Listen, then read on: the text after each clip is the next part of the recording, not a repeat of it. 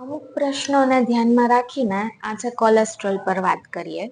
Cholesterol સાંભળીને જ બી જવાનું એવી કોઈ જ જરૂરત નથી. તું જાડી છો તો તને કોલેસ્ટ્રોલ હશે, મારું જરાય જ શરીર નથી તો મને કોલેસ્ટ્રોલ નહીં હોય, એવું પણ તદ્દન ખોટી વાત છે. કોલેસ્ટ્રોલને અને મેદસ્વીતાને કનેક્શન છે, પણ એવું જરાય જ જરૂરી નથી કે જો તમે મેદસ્વી નથી તો તમને કોલેસ્ટ્રોલ નથી જ. હવે બીજી વાત એ કે કોલેસ્ટ્રોલ એટલે ડરવાની જરૂરત નથી.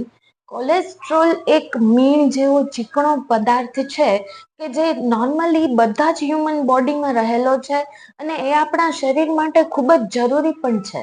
આપણે જે ચરબી વાળો ખોરાક લઈએ છીએ તેને પચાવવામાં કોલેસ્ટ્રોલનો બહુ મહત્વનો ફાળો છે.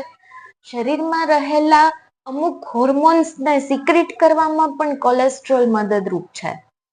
તો કઈ રીતે કોલેસ્ટ્રોલને હૃદય રોગ સાથે સંકળી લીધું છે? કોલેસ્ટ્રોલ બે પ્રકારના છે, ખરાબ અને સારું.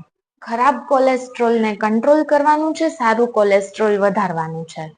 તદ્દન ચરબી મુક્ત ખોરાક લેવાની જરૂરત નથી, પરંતુ ખરાબ ચરબી વાળો ખોરાક તદ્દન રીતે બંધ કરવાની જરૂરત છે. વધુ ડિટેલમાં નેક્સ્ટ વખતે જણાવીશ. Stay connected.